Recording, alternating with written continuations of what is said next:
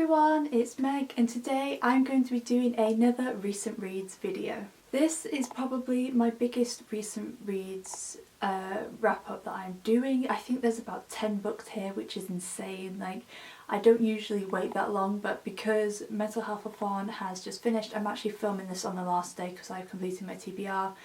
But this will be up in the second week of June, I think, roughly. But yeah, I have 10 books, which is crazy. I have so many amazing books to talk to you guys about. Obviously, the majority of them deal with mental health, and some of them I read for a collaboration, and a few other ones that I wanted to read just because. So I'm really excited to talk to you guys about them. And also, when I'm holding books up, if you are wondering why I have cuts on my arms, because the cat scratched me. He didn't want to be petted and he told me so by scratching me, so that's why when I'm holding books up, that's why I have scratches on my arm. So yeah, he made me pay for it. But anyway, I'm really looking forward to talking to you guys about these books, and I'm not going to talk to them as much in depth as I usually would. I've actually written notes for this video. I don't generally write notes for videos, but just because obviously there's so many books and it's been quite a while since I read some of them, I want to obviously just get straight to the point with these books because, like I said, I'm not going to be giving as full of a wrap up as I usually would. So yeah, without further ado, let's get into the video. The first two books that I read are books that I read for a video that I did with from Little Writer M and Kira from Kira Foster, where we basically chose each other's TBRs, read some of each other's favourite books, and I will leave a link in the description if you want to go and check that video, or I've never used cards before, but I might try and put it in the cards if you want to go and see that. But M's pick for me was Tweet Cute by Emma Lord, and I have seen Em talk about this book quite a bit, and from what I gather it is about our two main characters called Pepper and Jack, and Pepper's mum owns a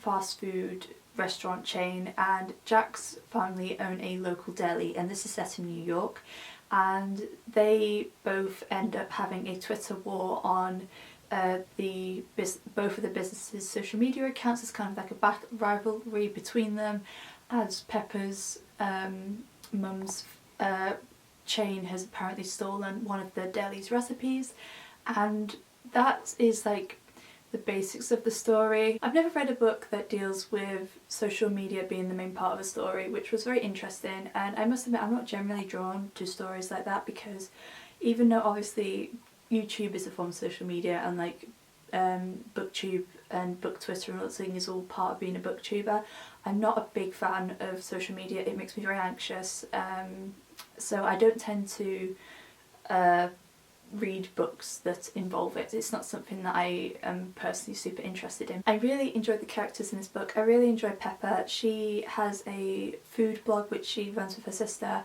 and Pepper loves baking. She wants to be a baker, and Jack doesn't quite know what to do with his life. He feels like his family want him to run the deli, but he's also into creating apps, which is really cool as well.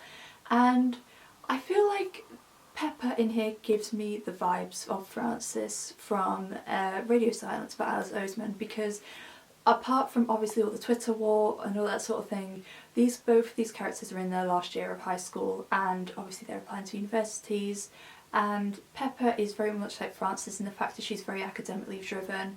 She gets top grades. She's kind of seen as a bit of a robot at school because she's just Pepper who gets on with her life and who gets good grades and all that sort of thing, but she doesn't really know what she wants, and she's not really interested in what she's applying for at uni, and it just really kind of gave those vibes off for me. So if you like Radio Silence, you might be able to connect with Pepper quite a bit, and there were some aspects that I could relate to. It's that sort of thing of like what happens after school, what happens after, there's like that taking that next step in your life, which can often be quite scary. And I really like the chemistry between Zach and Pepper. Obviously this is a romance, so there is a bit of a romance aspect in this, and I don't feel like it was quite as full on as you think. Like, I don't feel like it wasn't as a main part of the story as I thought it was, even though it is a main part, if you see what I mean. But I did like it, and I kind of liked how everything kind of ended up and the ending. I thought it was all very well rounded and I did really enjoy it. And like I said, there were some bits that I could definitely relate to. I feel like it definitely serves radio silence vibes to like a certain extent, even though obviously the plots of the book are very different. So I really enjoyed this book and I gave it a 4 out of 5 stars. Next up we have an audiobook which is Pride by Ibi Zoboi, and this is a modern day Pride and Prejudice retelling. I want to read as many Pride and Prejudice returns as possible because I really want to do a recommendations video eventually, and this is one on my list. And I've heard some mixed things about this, but I wanted to see it for myself, and the audiobook was narrated by Elizabeth Azevedo, so obviously I had to listen to it, and it was really interesting. And this is told from the perspective of Zori, who lives with her 4 sisters and her mother and father in an apartment in Manhattan, and one day Darcy and his brother move in next door, and you kind of get the whole gist of the basics of the story. And I feel like this was a very unique concept for Pride and Prejudice. Obviously we are dealing with like different cultures and different ethnicities in here, which I really love. I feel like that was just so interesting and eye-opening. It also brought up some very like important topics as well. I thought discussions were really interesting in this book, and as well as the topic of privilege as well, because obviously Zori's family and Darcy's family are obviously two totally different backgrounds as well, so that's really interesting to read about. I also loved the poetry slash slam poetry aspect in this novel. I did not realise this was in the book at all. Zori writes poems and she at one point even ends up performing a poem, and I didn't know that was included, so I really enjoyed that. And obviously Elizabeth narrating it did like an absolutely fabulous job of just doing that, because obviously she is also a slam poet, so I really love that aspect. The only downside of this book, I wasn't quite as massive of a fan of Zori. Like obviously she is a protagonist of Lizzie Bennet, and Lizzie has been portrayed obviously in many different lights, and I don't know, I feel like she was just a bit too, I don't know, I just wasn't as connected to her as I have been with Lizzie in other Pride and Prejudice retellings. But I just think all around it's a very interesting and it's a really cool and important story, and obviously it's a very good retelling of a classic Pride and Prejudice story, which obviously has been retold so many times, so I think this is definitely one of the most unique ones that I have read about so far. So I really enjoyed it and I gave it a 4 out of 5 stars. Next up we have Love and Other Carnivorous Plants by Florence Gonsalves, and this is the book that Kira chose for me for our collaboration video. This book basically follows our main character Danny, who has just come out of treatment for an eating disorder, and she is just navigating her life, trying to sort her life out, get her life back together. And one day she meets this girl named Bug and they kind of hit it off with a bit of a romance. This was a very eye-opening book for me because I have never read a book where the main character has had an eating disorder before. It's something that I am not super familiar with, I don't know masses about, so obviously it was very interesting to read about a mental illness that I am not as familiar with, so I can educate myself on it. I also found it interesting about it showing like the messiness of recovery, like recovering from a mental illness or any form of recovery is not linear, it's up and down, and you have good days, you have bad days, and it just really showed like the messiness and how difficult it is in recovery, and I thought that was very authentic. And in my personal experience, I can't speak for the eating disorder aspect, but obviously I can kind of speak for like the recovery of mental illness, and I feel like that was very accurate. I also thought the romance was very cute. Obviously this is a girl and girl romance, which was really cute. I think Bug was probably my favourite character because Danny's not the most likeable character in this book. She's a bit mean, she's a bit sarcastic, well I don't know if mean's the right word, but she calls herself an arsehole, which I think she is, but obviously there's a lot of layers for her, a lot has happened to her, and you grow to understand her a lot more as the story goes on. And I also really loved the poetry aspect of this book because Bug writes poetry and goes to poetry classes, and she takes Danny with her, and she writes Bug a poem that is from Mary Oliver called Wild Geese. I nearly forgot the name of it then, and I love that poem. Mary Oliver's my favourite poet, and this was another surprise as well, another surprising book where I didn't realise it included poetry, and it did. So I really loved that as well, and again, it was just a very interesting and eye-opening book. It also reminds me quite a bit of 10 Things I Can See From Here by Kerry Mack, so if you like this book, maybe go and check that book out. I preferred this one a little bit more personally. I just feel like the themes and kind of like the layout of the book was sort of similar, and like the characters weren't similar, but they sort of were at the same time. But I really enjoyed this book, and I either gave this a 3.5 or a 4 out of 5 stars, I can't remember which. Next up we have Anne of Ingleside by Ellen Montgomery, which is the 6th and final book in the Anne of Green Gables series. I have been reading this series since like 2015. I used to read one book a year, but then I read 2 last year, and this is the last one.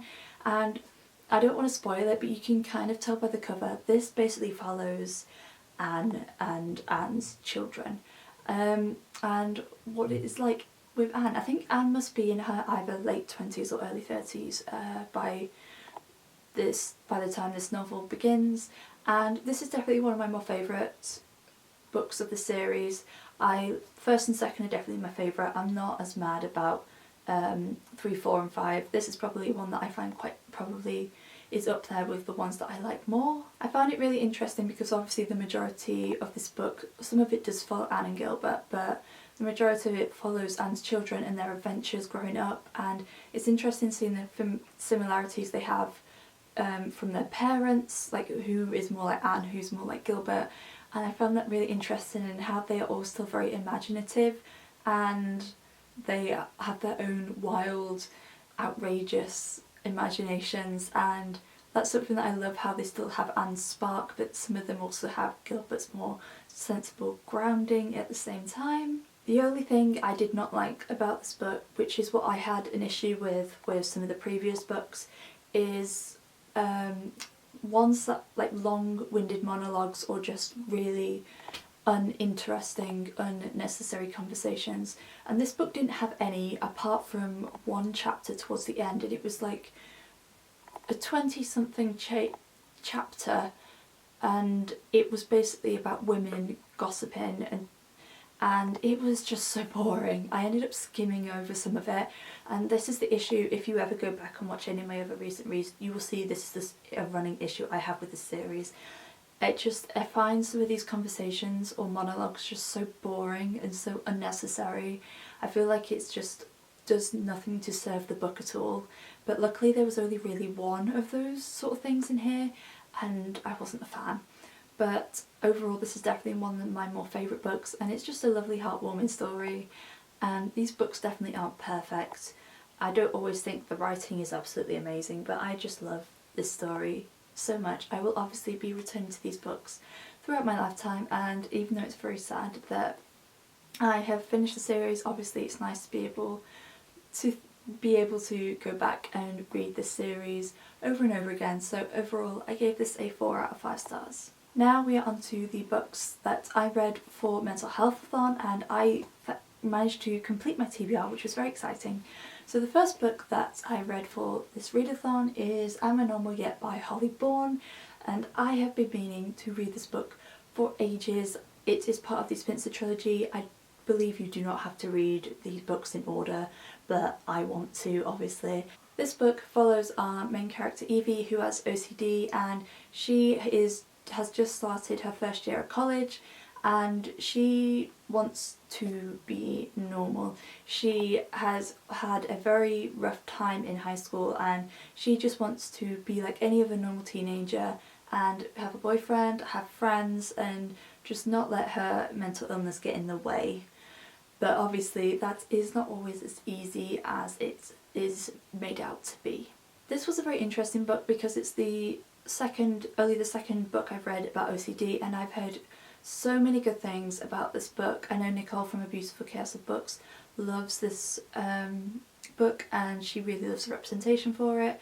So obviously I knew Holly was going to just generally do a good job with this book. She always does a very good job with the research for very serious topics that she includes in her novels. As always, Holly's books are just generally great because they have such an easy writing style, they have very lovable characters, and I love the humour in here as well. Obviously, even though this is a mental health book and it can be quite heavy at times, there's also a lightness to it for the humour, which I really enjoy. And something that this book also discusses, which I have never read in a book before, is talking around the discussion of coming off medication, and that's something that I've never read about in a book before, like I said, so it's really interesting following Evie's journey and how her process was of coming off medication and all that sort of thing. I found that very intriguing and definitely something that should be talked about more in mental health books in general, whether they're YA or adult, as I don't think I know of any other books that talk about coming off medication, but I feel like it's something that's very important, as obviously it's something that a lot of people go through. I really love the characters as well. I love Evie, she's a great main character, and I also love the friendships in this novel. I feel like that is the case with all of the books I read for Mentalhealthathon. I just love the friendships that are in all of these books. I just think it's absolutely wonderful. The only downside I have with this book is that I wasn't a big fan of the romance, because the guy that Evie ends up being interested in is a bit of a douche, a bit of a hot, cold sort of person, and I understand why the relationship is in this story, because obviously Evie wants to be normal and she thinks normal is having a boyfriend, and she's never been in a relationship, so she doesn't know what a normal, healthy relationship should be like and how a guy should be treating her. So even though this person isn't treating her very well, she's still going along with it, even though it's not good for her or her mental health at all. So that's kind of annoying, and I guess also because it's a younger French, this is written for like 16, 17-year-olds, and I'm definitely not that age anymore, so that's like the only downside I had to this book. But overall, I really enjoyed it. It's a very eye-opening yet fun read, and I cannot wait to continue on with the trilogy, so I gave this a 4 out of 5 stars. Next up, we have All the Things We Never Said by Yasmin Raham, and this book blew me out of the water. This book follows 3 main perspectives. The first from Marine, who is a Muslim teen and she struggles with anxiety and depression, and our second character is Carla, who lives with her mum, and she is disabled and in a wheelchair after having a serious car accident.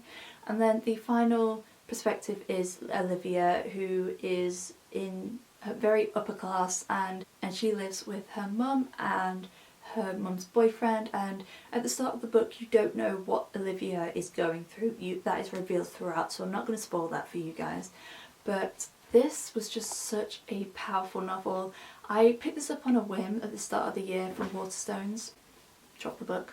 And basically this story is about our 3 main characters who are come together through a suicide pact website, and this book is about friendship, it is about mental health. I loved how all of our characters were very different in personality, in their difficulties in life, but yet they were able to come together and support each other, and I just love it. Like I said, all these books that I've been reading for Mentalhealthathon have amazing friendship groups. I also found it interesting the different formats of this book. Like each perspective has a different one. Like I will probably not show you a very good example, but Marine's one, she has dark text there, like in that handwriting, which is the thoughts in her head. It's like her anxiety and her depression. Carla's is normal, it's just normal text, and then Olivia's is poetry format. It's like written in verse, and I didn't quite understand the point of that, but as you go on reading the story it's very powerful, because obviously you are using less words, writing in verse, and it makes her story even more powerful, which I just thought was like so good. There is definitely a bit of a thrilling aspect. In my vlog when I was reading this book I said it was more thriller, but I've never read a thriller. I say it's more thrilling because these characters obviously come together in this suicide pact website, and then as they start doing these challenges they realise that they want out of the pact, so they decide that they're not, like they are out and they don't want to do it, and then this website starts playing up, shall I say, it starts messing about with them because they haven't been completing these challenges, and that's not a spoiler, it's written on the back. And I guess that's kind of the thriller or thrilling aspect of this book, because obviously you have this website that is very mysterious, and these things start happening to these girls, and that definitely keeps you on the edge of your seat, like all the time. I had to actually put this book down sometimes and just remember to breathe because I forgot to breathe whilst I was reading it, which isn't a bad thing. It was very suspenseful at times, and I also was very satisfied with the ending of this book. I just think it was really well written. It was a very quick and easy read, even though it's quite hard hitting. The writing style was very easy to get through, and overall I think it's just such a wonderful, powerful book. I haven't seen many people talk about this book, but from what I have seen people talk about and their reviews, it has been very good, and for good reason.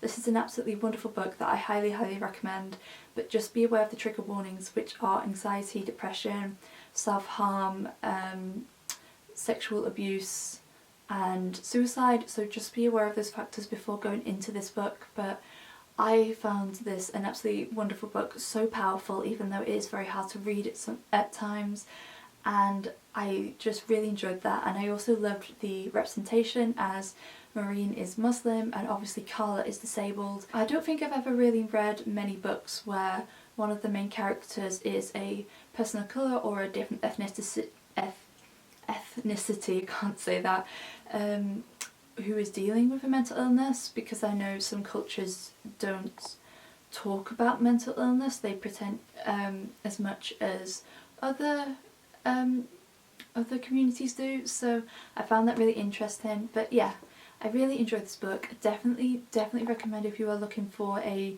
new mental health book to pick up, but obviously just be aware of the triggers before going into this, and I gave this a 5 out of 5 stars. Next up we have another audiobook, which is I Don't Want to Be Crazy by Samantha Schwartz. I still don't know if I'm saying that right. And this is a memoir told in verse about Samantha's personal experience with anxiety and depression. And I don't have much to say about this book, to be honest with you. It's written in verse. It was a 3-hour audiobook, but so it was quite easy to get through. I found it very relatable, and I didn't give it a rating because obviously this is somebody's personal experience, so I don't feel like you can rate a book that is obviously about somebody's personal experience. The only thing it was probably because I was listening to the audiobook and it's written in verse, is the fact that I feel like everything happened a bit fast. But I think that's where I needed to have a physical copy and physically read it and listen to the audiobook. And I feel like the time span would have been a bit different, like in my mind, because this covers Samantha's whole time in university, which is 3 years. So this book covers 3 years. So I feel like how fast it went, I feel like it all happened quite quickly. But then again, I feel like that's just because it's written in verse, and obviously I was listening to it, so I would have read it a bit slower if I had been reading it physically. But overall I really enjoyed it. I found it quite relatable as well, and if you are looking for a mental health book that is like memoir-esque or in verse or in a different format, I definitely recommend picking this up. Next up we have a reread, which is The Perks of Being a Wallflower by Stephen Chbosky. Like I said, this was a reread for me. I haven't read this book since around 2015, maybe 2016, and we all know what this book is about. But if you don't, this is basically about a boy named Charlie who has just started his freshman year of high school, and he doesn't have any friends. He's a bit of a loner, and then he meets these people called Patrick and Sam, who are seniors, and they take them under his wing. And I just love this story so much. Even though it is obviously quite a sad book and it deals with some heavy topics, it's just wonderful. And I didn't really write many notes for this because I didn't look into it much. I just enjoyed it. I got so much more out of my reading experience reading it this time around, because I have obviously grown so much as a reader, and I just adored it. I love the friendships as always in this book. I think like Sam and Patrick are just so supportive of Charlie, and I think Charlie's a great character as well, and I just love this. And also, I feel like a lot of people have read this book, but if you haven't, just be aware of the trigger warnings for PTSD, depression, sexual and domestic abuse. Just be aware of those triggers before going into this book. But obviously it is an absolutely wonderful story. It's an absolute classic in the book community in general, and I really need to rewatch the film now after reading this book. So yes, obviously I gave this a 5 out of 5 stars. Second to last book that I have on this list is A Tragic Kind of Wonderful by Eric Lindstrom.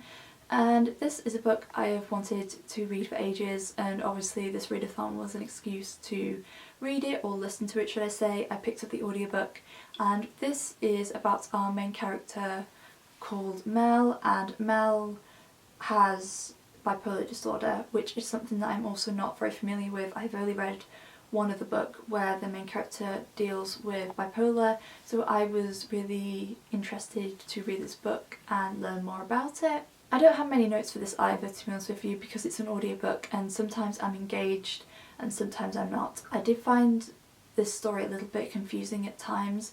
I don't know whether that's just because I was only half listening to it, the audiobook at times, but for some reason I just kind of did. I think there were like flashbacks in this book, and obviously I feel like it's a bit harder to tell which are the flashbacks when you are like not physically reading a book. I don't think there was a lot of mental health representation in the first half of the book. I don't feel like that was something that really came through as much as I was expecting, but the second half of the book was like mainly concentrating on Mel's mental health, and obviously it really upped the stakes in that, and I found it really interesting as obviously bipolar, like I said, is something that I don't really know a lot about. So I did find this a very educational book, and I don't know much about I can't speak for the representation of bipolar. From what I have seen, I think it has pretty good representation, which is good, but I don't really have much more to say for this, to be honest with you. I think it's just because I wasn't always fully engaged with the audiobook, even though I did definitely enjoy it. I just wasn't always engaged whilst I was listening to it, so I feel like I'd have to go back and have a look at some other people's reviews at some point to just kind of clarify my thoughts on it a bit more. But I did enjoy it, and I do recommend it if you are looking for another mental health book that maybe specifically deals with bipolar. But overall I gave this a 3.5 out of 5 stars. And the last book I have on this list is Winter Girls by Laurie House Anderson. This is another mental health book I have been wanting to get to for absolutely ages. I've heard so many good things about this book, and I was so excited because obviously so many people love it, so I was hoping I would really love it too. This book follows our main character called Leah, and Leah has an eating disorder, and her friend Cassie has recently sadly passed away, and she is dealing with grief whilst also dealing with her mental illness and family issues. And this book is very hard-hitting. Again, it's definitely one of the more hard-hitting books that I read for Mentalhealthathon, and it covers a lot of important topics such as like grief, obviously eating disorders, and family issues as well. I must admit this book was very educational, but at the same time I was a bit disappointed for it. It wasn't for me for the fact that I did not mesh with the writing style at all. I found it a bit frustrating because I wasn't connecting with it. I found it a bit disjointed and a bit confusing. I feel like to a certain extent it was very metaphorical, which to a certain extent is kind of my writing style, how I like to write, like to a certain extent at any rate, but I just didn't mesh with the writing really at all. Like throughout the book I did manage to get into it more and get invested in the story and the characters, but I didn't have that same emotional investment that I wanted to have like I did with some of the other novels, which was a real shame, as obviously I really wanted to enjoy this book. But if you don't enjoy a writing style, I feel like it just really taints your experience when reading a book. Overall, I thought this was a very powerful and important book, and I love all the themes that it deals with. Obviously, trigger warning for grief, eating disorders and self-harm before if you're going to pick this book up. It is quite heavy, but obviously very powerful, very important. I highly recommend it, even though unfortunately it was not for me. The writing style was not for me, which is a really big shame, as obviously I really wanted to love this book as much as everybody else does.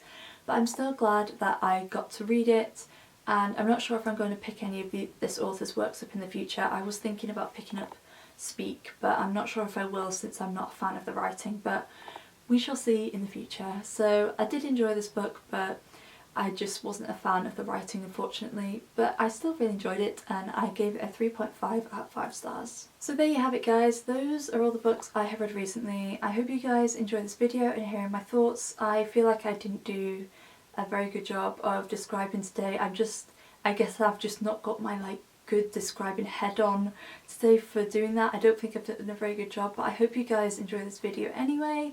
It's really nice to share so many books as well as so many important books. I've had a very educational month reading some absolutely wonderful books and also reading some books from some of my friends as well, some of their favourite books, which was really lovely. Let me know in the comments some books that you have read recently, or if you have read any of the books that I've mentioned and your thoughts on them. I would really love to know as always. If you like this video then please make sure to give it a thumbs up, and if you'd like to see more bookish videos from me then make sure you hit the subscribe button and the little bell icon so you'll be noted every time I post a new video. As always, I'll leave links to my social media along with the links to my Goodreads in the description down below for you guys. But thank you guys so much for watching, and I will see you again very soon. Bye!